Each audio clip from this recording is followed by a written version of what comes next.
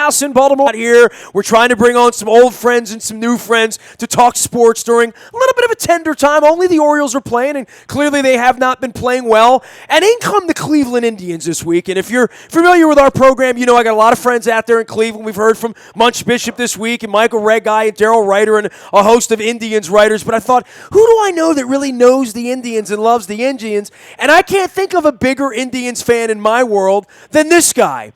You probably know him as the famous father of our former quarterback and our present National Football League head coach. I know him as a friend who loves baseball and loves the Cleveland Indians of all things, unlike his daughter-in-law who's a Tigers fan. We welcome Jack Harbaugh back onto the program, longtime college football coach and mentor to college football coaches, live from Ann Arbor where he believes in the Wolverines this year. Jack, what's going on, man? Happy baseball season to you.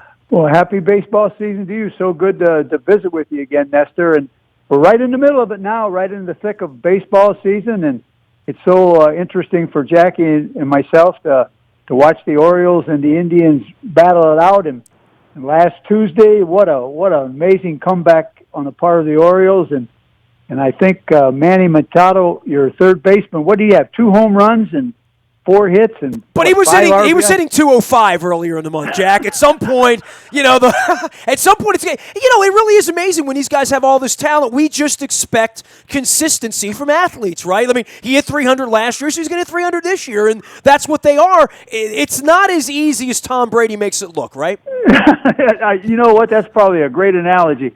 He does make the game look so comfortable, but it is fun. I don't know if there's anything we enjoy as much as a baseball game. I mean, you can dig into it, you can watch it, you can read a book or a magazine, you can catch a television show here and there, and still enjoy the great game of baseball. Well, you know what? It'll be 2 years next week that you and I got together out in Milwaukee when you were living there, from Marquette and all the work you did out there. And we went to a game and we swapped for the bone marrow registry, and you were our guest, and we sat up in the club level. And I had no idea how much you love baseball, but John had told me. John is the one that set up our little blind date in Milwaukee because he couldn't do one of the games, and his brother was unavailable up in Detroit. So you came and spent the day with us, and all you told me about was the Cleveland Indians, and I had no idea. So give everyone your background on your love of the Indians, because that really is the reason I called you this week. We'll talk some football before it's all over with. Well, there's probably a few fans out there who remember 1948, but I was 9 years old living in a little town of Crestline, Ohio, about an hour and a half south of Cleveland, and that was the last year, in fact, that they won the World Series. And I can go through and tell you, our third baseman was Kenny Keltner, our shortstop was Lou Boudreau, our second baseman was Joe Gordon, Eddie Robinson on first, Dale Mitchell in left field, Larry Doby was at center field, Bob Kennedy was in right field, Jim Hegan behind the plate, and Bob Feller, Gene Bearden, Bob Lemon. Those were our pitchers. I mean, I can tell you, I can go through those games as if they were yesterday. Is that the first team you ever loved as a kid? Is that what made you love sports, the Indians? You know what I think, Nestor? I look back on growing up in that day and age. We kind of were seasonal. I mean, when it was summer, it was baseball, and all you did was talk baseball. You followed your teams and played baseball in the corner playground with your friends, and then it came fall of the year. Now it's time for the Cleveland Browns with Otto Graham, the quarterback, and then in the winter with basketball. I mean, and I look around and I kind of think we miss that. Now we've become specialized. Our youngsters, our children, grandchildren become specialized, in my opinion, way too early, and they don't enjoy sport as a whole, and they don't compete, I think, as much in other sports, which I really enjoyed growing up. Well, was baseball your first love? I mean, obviously you've made a life in football. Your boys have made a life in football, but I know both of your boys. They love sports too. They love a basketball game, and I know your daughter married a basketball coach. So in your family, it wasn't just football. Although people think that, it seems to me you've watched 100 Indian games every summer as long as you can, right? And you're exactly right. And baseball was the one that seemed when you were out of school, and you had time and you were playing the game. Started 8:00 when in the morning and started playing, take a half-hour break for lunch and back to baseball, and then kick the can after the sun went down. But you had so much time to spend on the sport of baseball in the summer. I would think that would be fair, and that was our favorite sport. At the time. I thought of you last October when the World Series was going on, and I thought what an iconic World Series for the Cubs and the Indians, both of these incredibly long-suffering fan bases, you going back to when you were 9 years old and the disappointments in the mid-'90s when they didn't win against the Marlins, and yet the Indians are still sort of searching that out at this point, and as a fan, I know, you got a lot of life left in you, but you want to see the Indians win a championship here before it's all over with, right? Oh, I certainly hope so, but we really enjoyed it. We had an interesting thing happen, Nestor. On a Sunday night during the World Series, Jim, they were playing. They played on Saturday, and then he had an opportunity to go to Chicago for that night game in Wrigley Field. So Jackie, myself, Sarah, Jim's wife, and we all went to the game, and we had Cub tickets. And here I am, an avid Cleveland fan, and Jim was dressed up. He had a Cub jacket and a Cub hat and a glove, and the fans all recognized him. And I said, I can't be this kind of guy. I got to continue to support the Indians. And I was not going to wear an Indian hat. I was not going to wear anything with an Indian going into Wrigleyville or whatever they call it. So I wore a Michigan hat and a Michigan jacket. I see the picture. I just Googled it, Jack. I remember this from, back in the fall. I remember seeing you guys there, and all I thought was, oh, my God, Jack's the biggest Indians fan in the world, and he can't wear any Indian stuff. He's at Wrigley Field, But why didn't you wear the Indian? I mean, did you come close to doing that or no? I mean, you're an Indians fan. One thing, that you learn, with John there with the Ravens and Jim and Joni involving, you don't want to go into another park. It's almost disrespectful to go into another park and wear the gear, especially when they give you the tickets. Now, that's what I'm talking about. Well, there is an etiquette involved here, right? There is an etiquette, and we know that. We understand that, right, Nestor? So I was very, very careful, and the fans would go, hey, look at two great Cub fans, and Jim would wave, and I would refuse to wave because I didn't want to be a total phony, a partial phony maybe, but not a total phony. You weren't going to go out there in a Cubs hat and sing "Take Me Out to the Ball Game" in the seventh inning, right? That's right, and then we did. I'm trying to think. I think it was Ramirez hit a home run in that game, and we were in the left field bleachers right above the basket out there, and the ball just went kind of to our left over our head a little bit, and Ramirez hit it, and the Cub fans, they all went into deep depression out there in that section, and I started to come out of my seat to give it a yes, and my wife Jackie grabbed me and pulled me back to my seat. She said, "You got to remember where you are." Well, one of my favorite things to do with you is to pit your boys against each other. And, John would say that his wife is a huge Tigers fan, and obviously Ingrid is. But he would, when I said to him, who did Jim root for? And you know what he said to me? Jim roots for whoever's winning.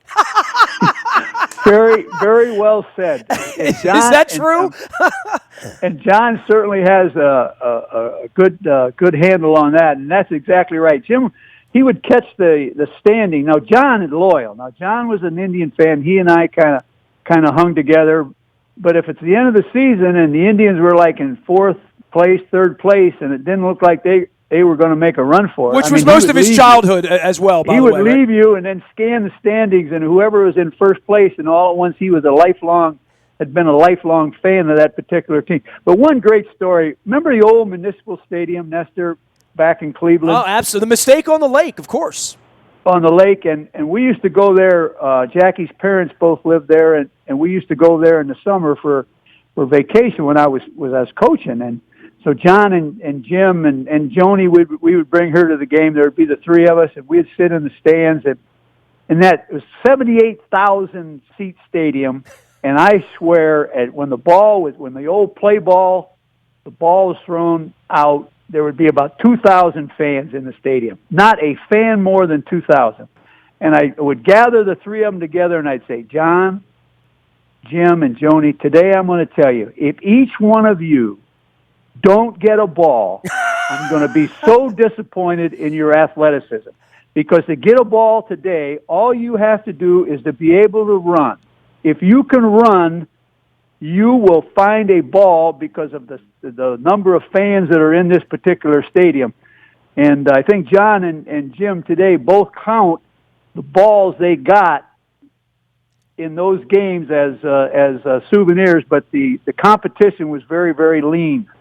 Well, then you say spread out. We got a left-hander pitching here and a right-handed back. Get over on the first base side. You can run around. I mean, when I was a kid at Memorial Stadium, it wasn't really all that dissimilar. I went home a couple of nights with batting practice. My God. In Cleveland, there was nobody there during the game. If you stood in left field during batting practice, you couldn't help but get a couple, right? As I say, it'd be just there. And if you're able to run two sections, I mean, you're going to get a ball. We had a great thing the other day. Tom Crean took Riley, our grandson, to a game in Cleveland when I think Kershaw was pitching last week, and they got into right field for batting practice, and Riley, our just graduated from high school, he's going to IMG next year, baseball, and anyway, batting practice ball was hit out there in a crowd, and he leaped over the fans and made a one-handed catch. So he is now officially in the family club for souvenir baseballs. He's a Harbaugh family member. Yeah, That's Tom right. Crean, he must be a Tiger fan, right? He's a Michigan kid, right?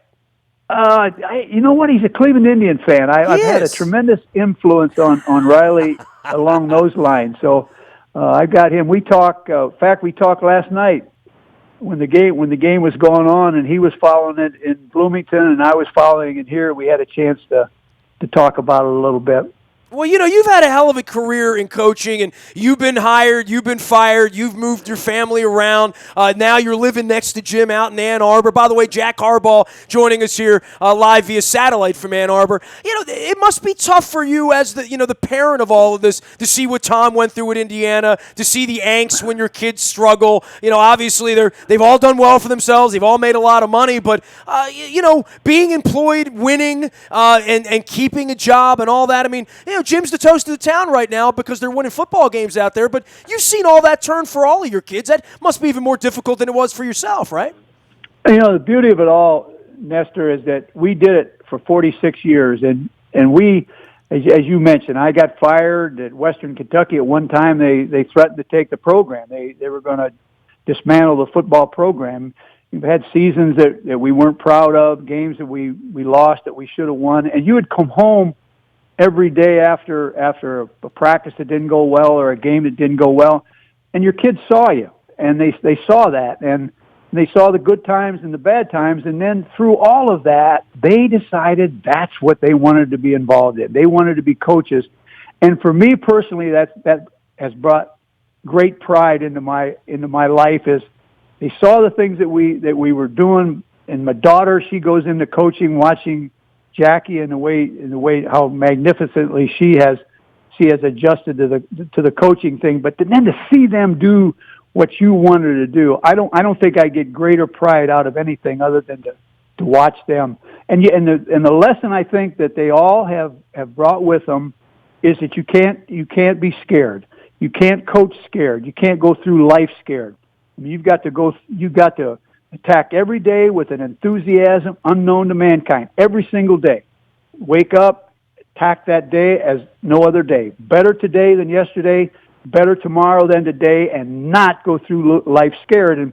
And whatever's out there and whatever is brought to your plate, I mean, accept it and then attack tomorrow with new enthusiasm. Coach, I'm glad that you brought that up because I was going to ask you, I need the genesis of that. Attack the day with an enthusiasm unknown to mankind. I've heard both of your boys say it. I've heard you say it. It's your catchphrase. Where did that come from? Is that some old coaching thing from back in the 40s that you heard as a kid?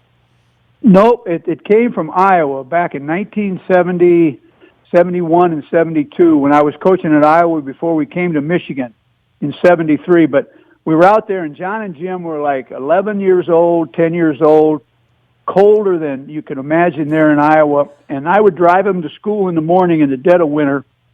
They would be all bundled up in their hats and their scarves and their leggings. Remember the old leggings and boots, and they would be in the back of the car. And I've never seen two sadder individuals in my entire life going to school. I'd drive them to school, and they'd get out, and I'd say, "This is crazy.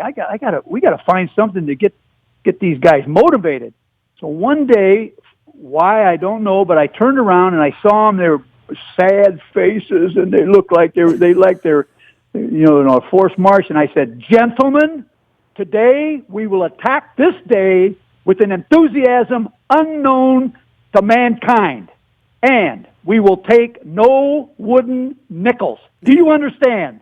And there was no emotion. They just got out of the car and they walked into school. And they're like, the coach is at it again. Here he goes, coaching us up. Yeah, that's exactly the attitude that they gave me. So they would go into school. So next day, every single day I took them to school. I did it, and I had so for about a month I thought, well, move on to something else because this isn't working. And I think it might have been John and maybe Jim, but anyway, got a job, and John or Baltimore or Jim out in Stanford, I can't recall, but I'm watching the press conference, and they said, "Well, you're here, your new job. What's your first day going to be like?"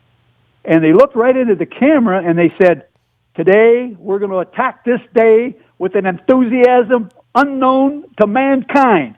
And I swear, Nestor, I had never heard that for like years. I mean, since they resurrected it. Yeah, and I thought to myself, my God, they were listening. They were paying attention. Nothing like making an impact on your kids, right? Yeah, you don't know.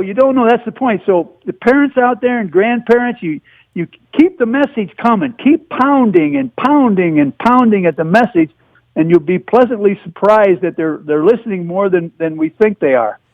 Love you, Jack Harbaugh. I appreciate you coming on and having some fun with us. Good luck to your tribe. Hey, I think the tribe's going to play baseball in October. Right? When we're busy with football and you're busy with Michigan and we're busy with the Ravens, the tribe's going to keep this thing interesting. They're a good squad this year, right?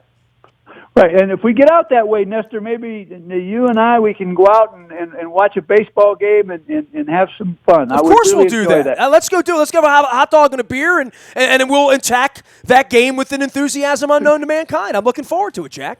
Let's do it, and please pass along my best to your wife. Of course. Always appreciate your time. Thanks for coming on and making a little summer baseball visit with us. It's always great to visit with you.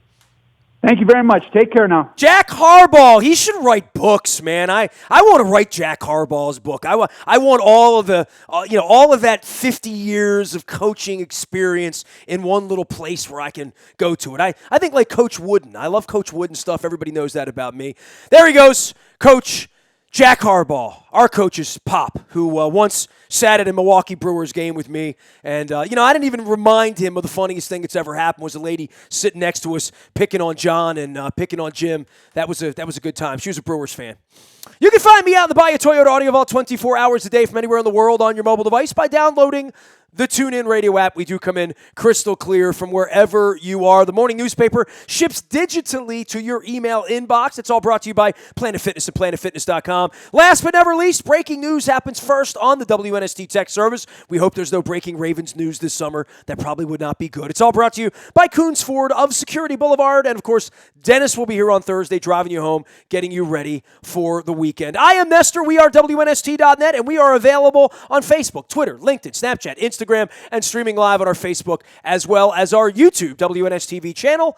We are WNST.net, AM 1570, and WNST Towson, Baltimore, and we never stop talking Baltimore sports.